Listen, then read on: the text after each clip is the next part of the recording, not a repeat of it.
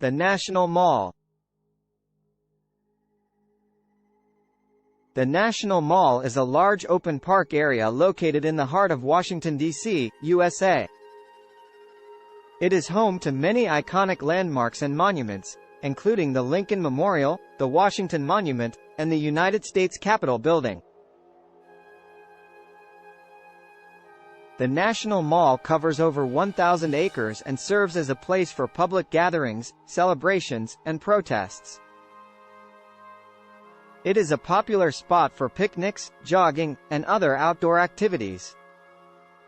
Visitors can take a stroll down the mall's tree-lined walkways and enjoy the beautiful scenery. In addition to the monuments and landmarks, the National Mall is also home to many museums and cultural institutions, including the Smithsonian Institution's National Museum of American History, the National Air and Space Museum, and the United States Holocaust Memorial Museum.